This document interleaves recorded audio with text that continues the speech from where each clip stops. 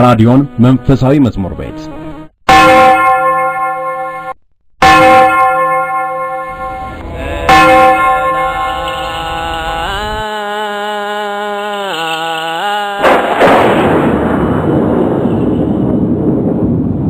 ሁሉን የፈጠረ ሁሉን የጀመረ ሁሉንም የፈጸመ ሁሉን የያዘ ሁሉንም የጨበጠ እግዚአብሔር መላእክትና የመላእክት አለቆች መናብርትና ስልጣናት አጋዕዝትና ኃይላት ፀሐይና ጨረቃ ከዋክብትም ድርግታትም የሚሰግዱለት ተገዦችና ግዛቱ ጉልቱም ናቸውና በስመ አብ ወወልድ ወመንፈስ ቅዱስ አሐዱ አምላክ አሜን።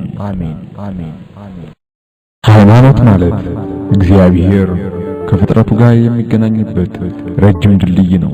በዚህም ፍጥረታት ፈጣሪያቸውን ይፈልጋሉ፣ ልዑል እግዚአብሔርም ለፍጥረቱ ይገለጻል።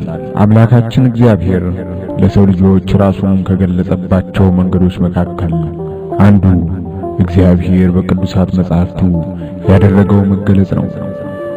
ዳዊትም በመዝሙሩ እግዚአብሔር ለሕዝቡ በውስጡም ለተወለዱት አለቆች በመጽሐፍ ይነግራቸዋል እንዳለ ቅዱሳት መጻሕፍት በሰሚ ሳይበረዙና ባዕድ ሐሳብ ሳይቀላቀልባቸው ሁሌም እውነትን እንደያዙ በርካታ ሺህ ዓመታትን ሊሻገሩ ችለዋል። መጽሐፍ ቅዱስም ከሌሎች መጽሐፍት ልዩ የሚያደርገው አስገኚው እግዚአብሔር እንደመሆኑ መጠን የሰውን ልጅ መንፈስ ከማቅናቱም ባሻገር የራቀውን የማቅረብና የረቀቀውን የማጉላት ብሎም ከሞት በኋላ ስለሚመጣው ሰፊ ዓለም በምድር ማህፀን ውስጥ ሰማይን የሁሉ ክዳን አድርጎ ለሚኖረው የሰው ልጅ ስለሚመጣው ዓለም ሰፊ ግንዛቤና ማስተዋል የሚሰጥ ታላቅ የሰው ልጅ ሀብት ነው።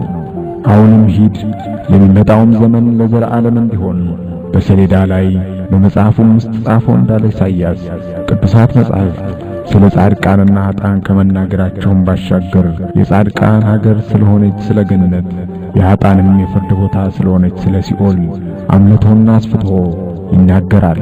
የእግዚአብሔር ሰው ፍጹምና ለበጎ ሥራ ሁሉ የተዘጋጀ ይሆን ዘንድ የእግዚአብሔር መንፈስ ያለበትን መጽሐፍ ሁሉ ለትምህርትና ለተግሣጽ ልብንም ለማቅናት በጽድቅም ላለው ምክር ደግሞ ይጠቅማል እንዳለ እኛም ዛሬ እግዚአብሔር መንፈስ ቅዱስን ታናውጊ በማድረግ በቅዱሳት መጻሕፍት ጀርባ ተጭነን በሰማያት እግዚአብሔር ለክብርና ለቅጣት ያዘጋጃቸውን ምስጢራዊ ዓለማት በዓይነ ሕሊናችንን ቃኛቸው ዘንድ ድርሳናትና ገድላት ቅዱሳት መዛግብትን ጥንታውያን የብራና መጻሕፍትን ገለጥን።